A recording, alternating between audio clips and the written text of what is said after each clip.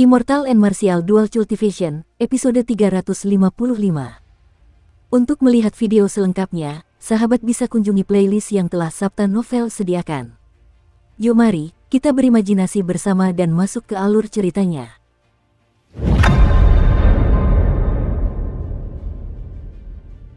Aku pasti bisa melakukannya. Xiao Bai mengepalkan tangannya yang seputih bunga lili dengan erat. Penderitaan yang ia alami selama 2 tahun terakhir pasti akan membuat kakak Xiao Chen memandanginya dengan cara yang baru. Xuan Yu tersenyum dan mencoba meletakkan tangannya di bahu Xiao Bai, sambil berkata, nanti, ketika istana makam bintang runtuh, Xiao Bai bisa berdiri di belakangku.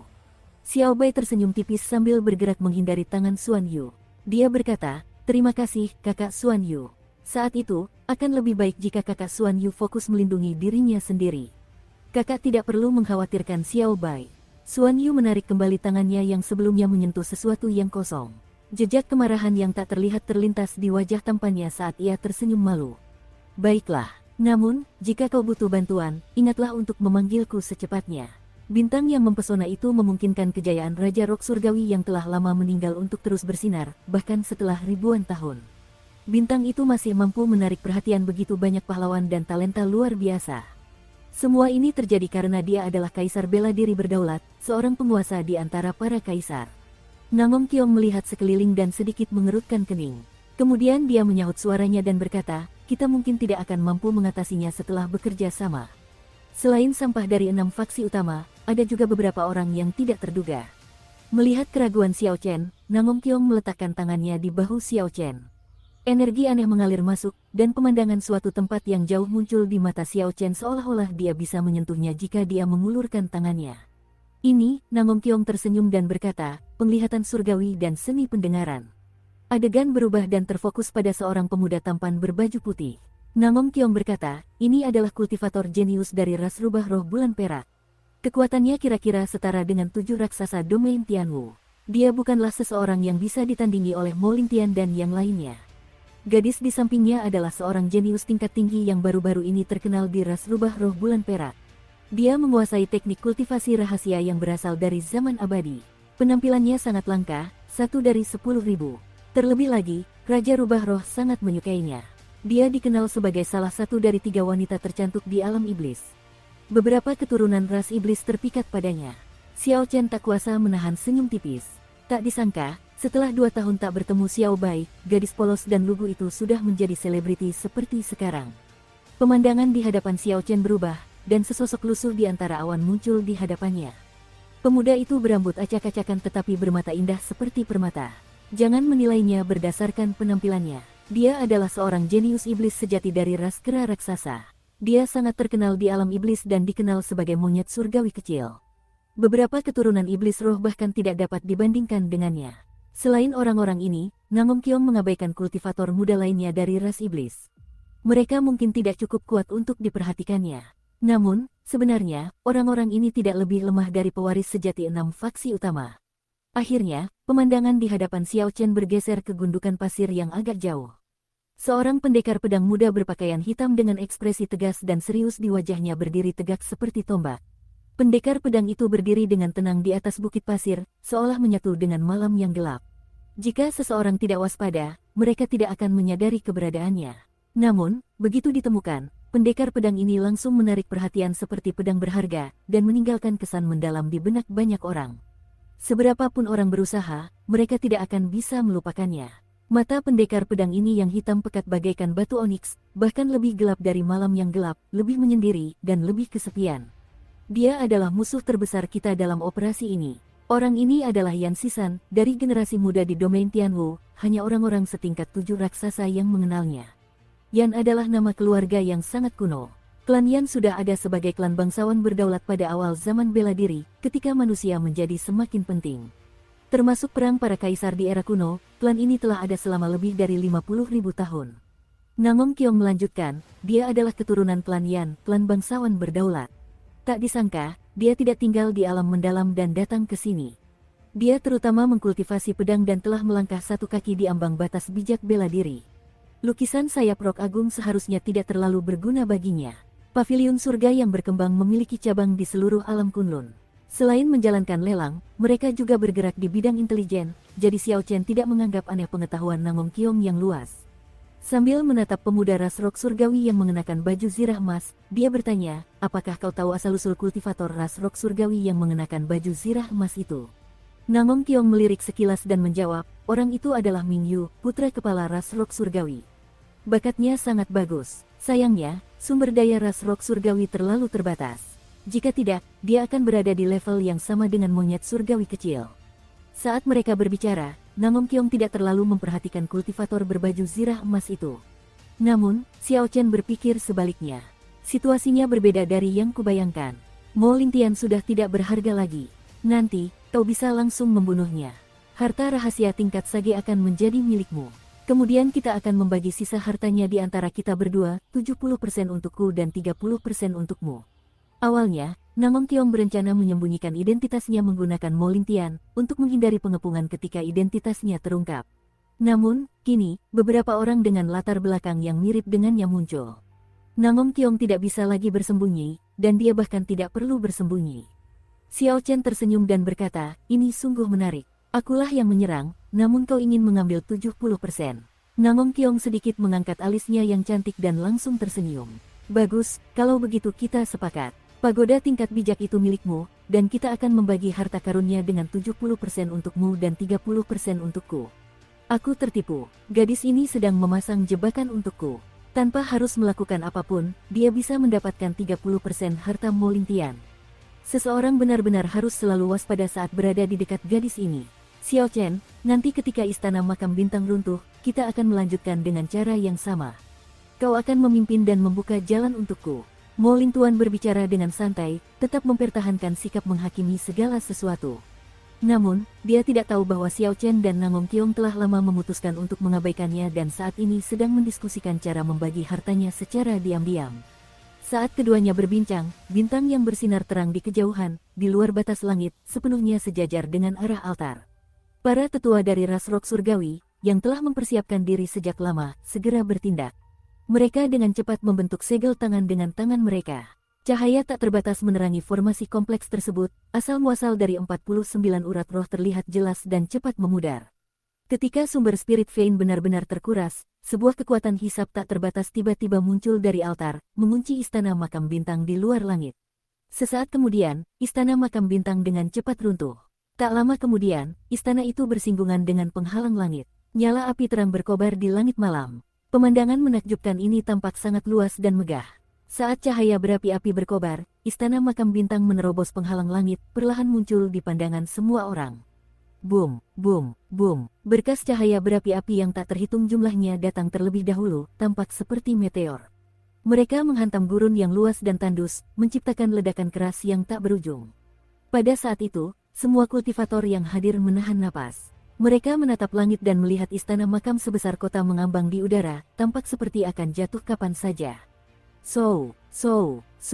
Ribuan kultivator ras rok surgawi melesat ke langit, dengan cepat menuju pintu masuk istana makam. Di pinggiran, para kultivator lain, yang telah menunggu sangat lama, dengan cepat terbang mendekat. Beberapa orang yang mengesankan bergegas maju bahkan mencapai pintu masuk sebelum para kultivator ras rok surgawi. Berbagai macam lampu menerangi langit malam, membuat tempat itu menjadi benar-benar kacau. Mo Lingtian sedikit mengerutkan kening. Istana makam itu tampak seperti akan mendarat. Namun, Xiao Chen masih tidak bergerak. Mo Lingtian berteriak marah, Xiao Chen, bukankah aku sudah menyuruhmu membuka jalan untuk kami? Apa kau tidak mau lagi tinggal bersama kami? Kenapa kau masih tidak bergerak? Saat Mo Lingtian berbicara, Xiao Chen bergerak. Namun, tindakannya mengejutkan semua tetua setengah bijak dari sekolah pedang surgawi abadi. Tinju ilahi surga berlimpah, para dewa turun, peningkatan 10 kali lipat dalam kemampuan bertarung. Bang, Xiao Chen, yang berada tepat di samping Mo Lingtian, dengan cepat mengalirkan energinya untuk menuruni dewa tanpa memberi Mo Lingtian waktu untuk bereaksi. Kemudian, dengan satu pukulan, kepala Mo Lingtian meledak dan berlumuran darah. Mo Lingtian yang sangat arogan, yang sama sekali tidak peduli dengan Xiao Chen, langsung tewas, terbunuh oleh pukulan Xiao Chen yang kekuatan tempurnya telah meningkat 10 kali lipat. Langsung dan efisien, sangat menyedihkan. Perkembangan ini mengejutkan kelima tetua setengah bijak dari sekolah pedang surgawi abadi. Bagaimana mungkin pendekar berjubah putih, yang melakukan semua yang mereka perintahkan, menyerang Mo Lingtian dengan begitu berani? Selain itu, ketika Xiao Chen menyerang, dia muncul dengan momentum yang mengerikan dan gelombang angin tinju emas yang ganas yang sepenuhnya menekan semua orang di sini. Saat kelima lelaki tua itu bereaksi, Xiao Chen telah meraih pagoda tingkat bijak yang terbang keluar dari tubuh Mo Lingtian dan menyimpannya ke dalam cincin semestanya. Beraninya kau benar-benar berani membunuh pewaris sejati tertinggi dari sekolah pedang surgawi abadi kami. Kelima tetua sekolah pedang surgawi abadi memancarkan ki pembunuh yang kuat saat mereka menunjuk Xiao Chen dengan marah. Ledakan, istana makam bintang mendarat dengan kokoh di tanah. Saat langit bergetar dan tanah berguncang, pendaratan tersebut menghasilkan suara yang keras dan menggelegar, menenggelamkan suara kelima setengah bijak. Gelombang kejut dahsyat yang menyusul kemudian menerbangkan pasir kuning dan menghanyutkan Xiao Chen dan yang lainnya. Kekuatan yang terkandung dalam gelombang kejut mungkin sangat besar. Namun, gelombang itu tersebar secara jarang. Meskipun berhasil melemparkan Xiao Chen dan yang lainnya ke udara, gelombang itu tidak melukai Xiao Chen. Kelima setengah bijak dari aliran pedang surgawi abadi itu menstabilkan diri dan menatap Xiao Chen dengan tajam, melepaskan ki pembunuh yang sangat besar seperti lautan. Xiao Chen, kau sungguh hina. Pertama, kau membunuh kepala klan bawahan sekolah pedang surgawi abadi kami. Murid-murid sekte kami tidak membuat masalah bagimu, namun kau malah menggigit tangan yang telah membantumu, menyerang Mo Lingtian secara diam-diam. Teriak seorang tetua dengan amarah yang luar biasa. Mereka telah mendukung Mo Lingtian. Di masa depan, jika Mo Lingtian menjadi pemimpin sekolah pedang surgawi abadi, mereka akan mendapatkan banyak keuntungan. Namun, sekarang setelah Mo Lingtian meninggal, akan ada pewaris sejati utama yang baru. Ketika raja baru diangkat, akan ada perubahan menteri, yang lama akan diberhentikan, dan orang-orang kesayangan raja akan menggantikan mereka. Pewaris sejati utama yang baru pasti sudah memiliki pengikutnya sendiri. Bagaimana mereka bisa mendapatkan keuntungan darinya? Kamu harus mati. Meskipun kita menyinggung sekte langit tertinggi, kita harus membunuhmu hari ini. Xiao Chen diam-diam melancarkan jurus tinju ilahi seribu langit dan tertawa terbahak-bahak. Dia berkata dingin, apa gunanya mengatakan semua ini? Kalian sendiri tahu apa yang ingin kalian lakukan. Kalian berniat membunuhku, jadi aku tidak pernah mempertimbangkan untuk membiarkan kalian pergi hidup-hidup sejak awal. Apa kalian benar-benar berpikir bisa menindasku dengan mudah? Kelima orang ini hanya sedikit lebih kuat dari Situ Lei, jauh lebih lemah dari Wu Yuankai. Sekarang Xiao Chen telah mempelajari teknik bela diri tingkat tinggi tingkat surga, mengapa dia harus mengkhawatirkan mereka sama sekali? Musik merdu menggema, menyanyikan tentang legenda yang jauh. Tiba-tiba, musik yang luas dan megah terdengar. Xiao Chen bergerak maju, tanpa ragu melangkah dengan berani. Setiap langkah yang diambilnya memancarkan cahaya keemasan. Musik bijak bergema di sekitarnya, dan aura suci menyebar. Ini adalah aura teknik bela diri tingkat tinggi ras dewa tingkat surga. Bagaimana dia mengetahuinya? Kelima setengah bijak itu saling berpandangan, keterkejutan di mata mereka tak bisa disembunyikan. Ledakan, angin kepalan emas berhembus keluar. Energi emas yang sangat kuat yang terbentuk dari kombinasi ki vital, energi mental, dan intisari berubah menjadi pancaran cahaya yang luas dan menyilaukan. Sinar itu menyerang kelima lelaki tua itu tanpa pandang bulu. Mereka masing-masing mengerahkan gerakan terbaik mereka tetapi sama sekali tidak mampu menangkisnya. Sinar itu menghancurkan teknik bela diri intisari hanya dengan satu sentuhan. Kelima orang itu muntah darah hingga memenuhi mulut mereka dan mundur 100 langkah masing-masing, mata mereka terbelalak dengan kengerian dan ketakutan yang tak tertandingi. Ayo pergi, orang ini terlalu jahat, kita bukan tandingannya. Kita akan membuat laporan kepada pemimpin sekte dan memintanya untuk mengaktifkan tetua tertinggi. Tanpa diduga, Xiao Chen membuat kelima setengah bijak dari aliran pedang surgawi abadi itu mundur ketakutan. Kau pikir kau bisa lari? Pancaran para dewa. Xiao Chen tersenyum dingin, dan para dewa di sisi lain memusatkan pandangan mereka padanya. Tubuhnya segera memancarkan cahaya terang yang membuatnya sangat mempesona, seolah-olah dia adalah dewa yang turun ke bumi dan berjalan di alam fana. Cahaya keemasan di kepalan tangan Xiao Chen menjadi seperti matahari yang menyilaukan. Saat dia meninju, seberkas cahaya yang sangat besar langsung melesat keluar. Kemanapun berkas cahaya itu lewat, debu dan bahkan udara terbakar. Tak lama kemudian, berkas cahaya itu menyambar 5 orang tua setengah bijak yang terbang di udara. Seolah tersambar petir, mereka muntah darah dan jatuh dari langit. Xiao Chen menarik tinjunya, dan cahaya keemasan di tubuhnya memudar. Namun, cahaya keemasan di udara tetap bertahan untuk waktu yang lama. Sosoknya berkelebat saat ia berdiri di atas gambar naga Azure. Kemudian, ia melancarkan serangan lain kepada kelima lelaki tua itu, membunuh mereka tanpa ekspresi di wajahnya. Adegan ini membuat Nangong Qiong, yang berada di belakang, tercengang. Sebelumnya, dia bisa mengaitkan keberhasilan Xiao Chen membunuh Mo Lintian dalam satu gerakan dengan serangan mendadak. Namun, kali ini Xiao Chen membunuh 5,5 bijak dalam konfrontasi yang sesungguhnya. Meskipun kelima orang ini tergolong lemah untuk ukuran setengah bijak, jauh lebih lemah daripada Wu Yuankei atau para jenius iblis itu, mereka tetaplah 5,5 bijak. Namun demikian, Xiao Chen membunuh mereka dengan begitu mudah. Kemudahan ini cukup menakutkan. Sekalipun Xiao Chen memiliki jurus tinju ilahi 1.000 langit, dia seharusnya tidak sekuat ini. Lagi pula, dia hanyalah seorang raja bela diri tingkat unggul. Hanya ada satu penjelasan, energi mentalnya melampaui orang biasa, mungkin setara dengan para jenius ras dewa. Xiao Chen memiliki energi mental yang setara dengan para jenius ras dewa, intisari yang sangat luas jauh melampaui ras dewa manapun, dan tubuh fisik yang tak tertandingi. Gabungan ketiga faktor tersebut membuat jurus tinju ilahi 1.000 surga sangat cocok untuknya. Dia bisa mengeluarkan kekuatan yang bahkan lebih besar daripada yang bisa dilakukan para jenius ras dewa. Ketika Namong Qiong memikirkannya, dia segera menemukan poin-poin pentingnya. Kekuatan yang ditunjukkan Xiao Chen tidak akan lebih lemah dari 7 raksasa domain Tianwu. Setelah Xiao Chen memperlihatkan kekuatan ilahi dari tinju ilahi 1.000 langit, dia juga memasuki perenungan yang mendalam. Mantra ilahi petir ungu memiliki efek untuk menumbuhkan energi mentalnya selalu melebihi energi mental orang biasa. Namun, sebagian besar waktu, dia hanya menggunakan energi mentalnya sebagai indera spiritual, menjalankan fungsi tambahan. Melakukan hal itu sama saja dengan mengubur mutiara yang berkilauan di dalam lumpur, sehingga benar-benar menyia-nyiakannya.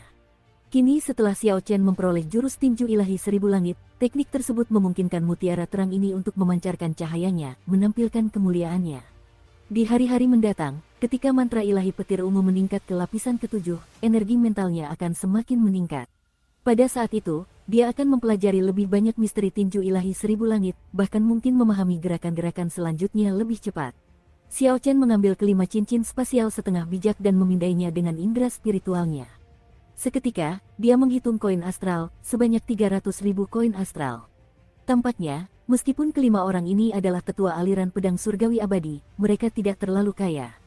Dari Wu Yuankei saja, dia sudah mendapatkan lebih dari 200.000 koin astral, dan ini belum termasuk sarung tangan emas gelap yang tak diragukan lagi sangat berharga itu. Ding, Namong Qiong melemparkan sebuah cincin spasial. Sambil tersenyum, dia berkata, ini adalah cincin spasial milik Mo Lintian. Aku sudah mengambil 30% bagianku. 70% sisanya adalah milikmu. Xiao Chen dengan santai menangkap cincin spasial itu dan memeriksanya dengan indera spiritualnya. Dia menemukan 300.000 koin astral, berbagai pil obat, dan buku panduan rahasia untuk langkah petir. Dia tidak tahu apakah gadis itu menepati janjinya dan hanya mengambil 30%. Namun, bahkan jika Namong Qiong tidak menepati janjinya, Xiao Chen tidak bisa berkonflik dengannya di sini. Pertama, dia tidak tahu batasan gadis ini. Kedua, dia jelas memahami banyak hal tentang istana makam bintang. Setelah dia memasukinya, dia akan membutuhkan bantuannya. Apapun yang terjadi, Xiao Chen sekarang memiliki lebih dari 1 juta koin astral. Dia sekarang dapat dianggap kaya, jauh lebih kaya daripada orang biasa. Saat ia mengamati sekelilingnya, tempat yang sebelumnya ramai itu kini sepi. Tanpa terkecuali, para kultivator lainnya telah memasuki istana kuburan bintang yang luas di depan. Namong Qiong, apakah kau memperhatikan bahwa ketika banyak kultivator dari ras rock surgawi memanfaatkan waktu sebelum istana makam bintang mendarat untuk masuk, ada satu orang yang tidak bergerak? Tanya Xiao Chen dengan tenang sambil menatap istana makam itu. Namong Qiong merasa terkejut saat menjawab, siapa? Jika ada seseorang yang berdiri di bawah istana makam bintang saat bangunan itu runtuh, mereka pasti akan hancur dan mati. Pemimpin muda ras rock surgawi, Ming Yu. Apakah kamu salah lihat? Aku jelas tidak melihatnya. Aku sendiri yang melihatnya berdiri di atas altar, bukan terbang bersama kultivator ras rock surgawi lainnya. Ketika Namong Qiong mendengar itu, ekspresinya langsung berubah. Dia berkata, situasinya tidak baik. Mungkin aku telah meremehkan orang itu sebelumnya. Kita harus segera bertindak. Xiao Chen mengangkat tangannya dan berkata, tunggu sebentar. Biarkan aku memurnikan pagoda tingkat bijak itu dulu sebelum masuk. Dia melambaikan tangannya, dan sebuah pagoda indah terbang keluar dari cincin semesta. Saat pagoda itu terbang keluar, ia langsung melesat ke langit, berusaha untuk pergi. Pagoda tingkat bijak telah memperoleh beberapa kecerdasan dan tidak ingin siapapun mempertajamnya. Namun, bagaimana Xiao Chen bisa membiarkannya begitu saja? Dengan menggunakan energi mentalnya yang kuat, dia segera menguncinya. Kemudian dia menggunakan indera spiritualnya untuk memasuki inti pagoda, menghapus jejak Molintian, dan meninggalkan jejaknya sendiri di sana. Setelah memelihara pagoda untuk beberapa waktu, jejak Xiao Chen sepenuhnya mendominasi pagoda, menghapus semua jejak aura Molintian. Dengan sebuah pikiran, pagoda itu berubah menjadi cahaya warna-warni dan memasuki dadanya. Ketika menyatu dengan dagingnya, tidak ada yang bisa membedakannya. Ini adalah kemampuan harta rahasia tingkat bijak. Namong Kiong tak kuasa menahan rasa iri. Energi mental orang ini benar-benar luar biasa. Ia bertanya-tanya keberuntungan seperti apa yang pernah dialami Xiao Chen. Seorang kultivator biasa biasanya membutuhkan 3 hingga 5 hari untuk memurnikan harta rahasia tingkat sage ini. Namun, Xiao Chen melakukannya dengan sangat mudah seolah-olah dia sedang makan atau minum. Ayo, kita masuk ke istana makam. Setelah menyempurnakan pagoda ini, Xiao Chen menjadi lebih percaya diri dengan kekuatannya. Dia memimpin dan terbang menuju pintu masuk istana makam. Sebuah lorong gelap muncul di hadapan keduanya. Energi dingin terpancar dari dinding di kedua sisi, membuat mereka gemetar secara otomatis. Xiao Chen dengan cepat mengalirkan intisarinya dan mengeluarkan ki dingin. Sangat dingin, kenapa rasanya seperti kita jatuh ke dalam gua es? Namong Kiong dengan hati-hati melihat sekeliling dan menjawab dengan santai, Raja Rock Surgawi menggunakan bintang es surgawi untuk membuat istana makam ini.